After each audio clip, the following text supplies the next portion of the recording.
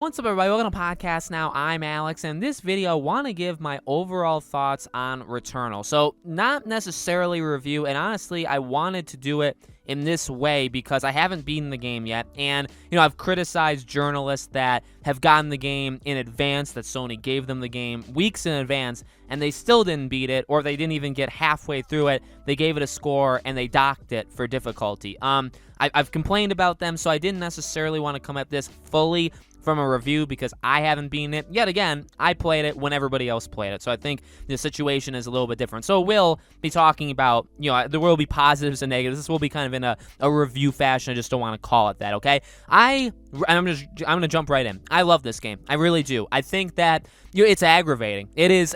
I've never been. Well, in a way, I've never been so frustrated, and then in another way, I haven't. It's kind of odd. It's like a love-hate relationship. The feeling I got now, at the time I'm recording this, I've only beaten the second boss. I know I'm pathetic, I'm a loser, I can't play games, all that stuff, but I've only beaten the second boss. I've gotten very close to the third boss, but I haven't beaten the third boss yet. So I can really, and the first boss, weirdly enough, I beat on my first try. Very first try, just destroyed it, okay? Second boss took me, I think, 4 tries, but then the lead-in to him took me, forever. So, I don't have the most experience dealing with the bosses. I know some people have told me that the middle bosses, 3, 4 even, they're not necessarily difficult. It's more of the journey to get to those bosses, which is good because I'm having a tough time. But I'm loving it. I think it is one of the most addicting games I've ever played. And I've talked about this before with Housemarque, where that's literally what their game, that's what I expected from this game. See, a game that's like this, where you can play it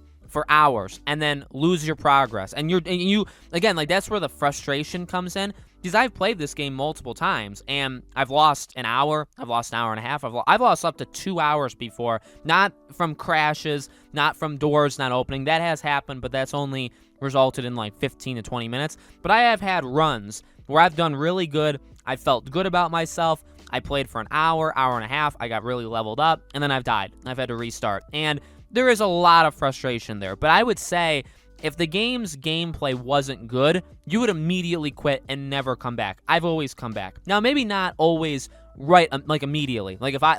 There's been a couple times where I've played, close to 2 hours, died, lost, and I just had to step away. I played Rocket League. I was like, I'm really good at Rocket League. At least I think so. So I'm like, I'll just play 1v1s on Rocket League, and I'll tackle Returnal tomorrow, or I'll tackle it in a few hours. And I've done that, and I always kind of come back with a better, a more fresh mindset. And I think that's good for me. That's not necessarily how everybody does it, but I think that the gameplay is just so good, so solid. And solid makes it actually sound not as good as it really is because it's amazing, okay?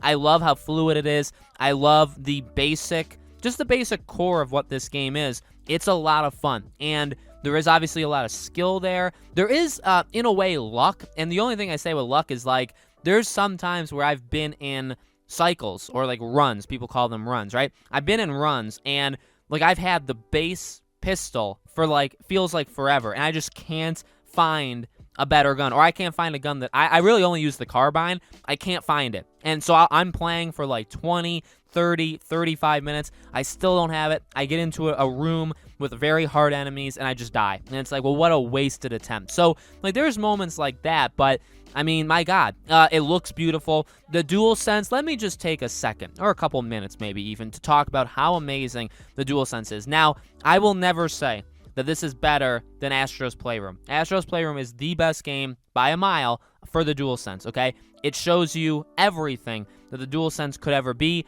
It is incredible. That game makes me smile and laugh nonstop. Not necessarily laugh, that's kind of weird, but at least smile nonstop. This game does not make me do that, but besides the point, this, on the DualSense, honestly, though, Returnal is amazing, okay? You can feel, much like in Astro's Playroom, when you're, ice skating or when there's rain and you can feel it on the controller.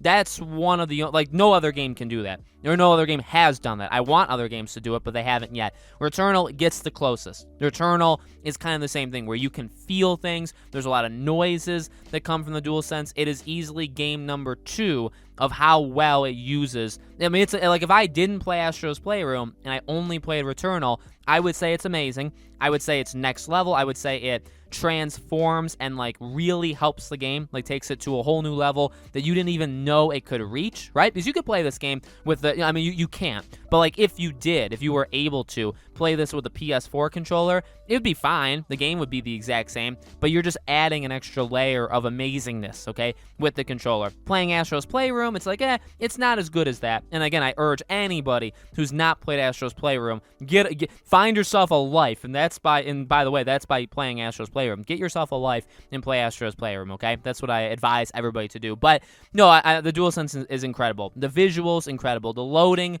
times are really good. I mean, it is a very good thing that when you die, you just immediately start. Like, there is no waiting for it. There's a little waiting, and by waiting, I mean like maybe 2 to 4 seconds in terms of specific areas to get from one place to the other. But the game is so fluid, and a game like this, like a dungeon kind of crawler where it's all procedurally generated and you're just going into area after area, and it just goes on forever. Like you need it to run really well, and you need the game to constantly be giving you new areas where you don't have to wait for them. And obviously the PS5 can do that, and this game does that, so it's incredible. I mean, at the end of the day, in terms of a review, right? The game's very challenging, very hard. And it's not even hard in the fact that obviously, again, like people have talked about the save and quitting options and stuff like that. If you could save, the game would be miles easier. Okay, it would be almost a different game in my opinion. I don't even know if I want that. Like, yeah, it is insanely hard, and do I love losing hours of my time for really? The only thing you gain, too, by the way, is collectibles, in terms of like what you can keep after you die, is the collectibles you've had. And collectibles meaning just all the things you found, like the tapes and all that stuff, is that, and then your knowledge of the game. And I guess that is that's arguably the most important thing. But you're not keeping your level, you're not keeping your gun, you're not keeping any of that stuff. So when you die, the only thing you gain from it is kind of perspective. And okay, I know I'm gonna get this enemy around this area, and now I know how to beat them. That's really all you get.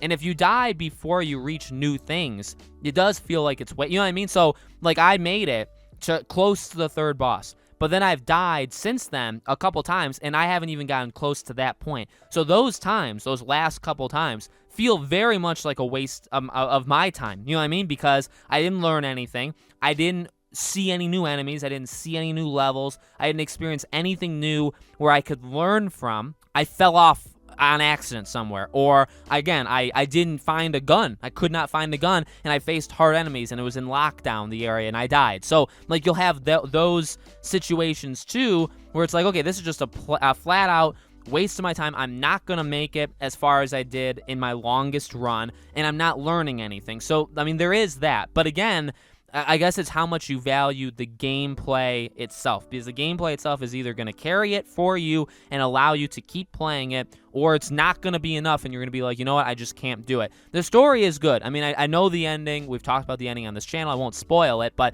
the story is very solid throughout the game. It's very mysterious. It's actually kind of creepy at times. So, like, I really enjoy it, okay? I don't think there's anything really wrong with it without going into spoilers about the ending, which, we could do that later. But there's that aspect of it, too. So, again, to me, it kind of just depends on, and I've always said this, like, this game is not for everybody. It's absolutely not for everybody. And that goes back to, and I'm not going to get too far into it, but the whole talk about save and quitting and adding difficulty options and all that kind of stuff that always gets brought up with From Software games and all this stuff. I get why it's brought up, but at the end of the day, it kind of comes down to, don't you want the game to be more accessible? That's what everybody will always say. Well, a game like Returnal, a game like Dark Souls, a game like Sekiro, those are not games that are made, like, flat out, not everybody's going to be able to play Returnal. It's just not going to and I'm not saying you're less talented. I know I've brought up, like, Rocket League or Call of Duty Warzone. Like, I know Rocket League's hard because I've played it a ton. I've played that game probably hundreds of hours. I know that game is hard. It's a different kind of hard than Returnal. If you're good at Returnal, that doesn't mean you'll be good at Rocket League. If you're good at Rocket League, it does not mean you'll be good at Returnal. So that's kind of how I've made the analogy in the past. This is a very difficult game that's not for everybody. That's its own beast of difficult, right? Just like first person shoot, like Call of Duty. Not everybody can just be good at Call of Duty. Not everybody can be good at fighting games, at Mortal Kombat. I suck at those games. I'm good at Rocket League, but you know what I mean? It's some games you're good at, some games you're not. So I love Returnal. I knew exactly what I was getting into. I guess I didn't know that I would lose this much of my life to not really accomplish all that much in the game. I didn't know that, but I knew this game was going to be tough. I predicted, I guess, or I expected myself to really, really like the basic loop of this game, and I do. I absolutely love how the game feels. It feels like Next Machina to me, and I adore Next Machina, so I got everything I wanted from this game. I just hope I don't quit on myself, you know what I mean? I really hope I can beat these bosses eventually. I hope I can beat the game. I don't want to just, put it down and say, oh, I'll play it again in a year, and I'll probably forget about it. I don't want to do that. It could happen. I'm not saying it won't happen, but I really don't want it to, and I think that the game has enough there that I want to keep playing it. So let me know, guys, in the comments below. Honestly, I don't really have I love the game. I love the game. It's my game of the year, I'd even say. It Takes Two was my game of the year. Maybe I can still have that debate in my head of which one I actually like better.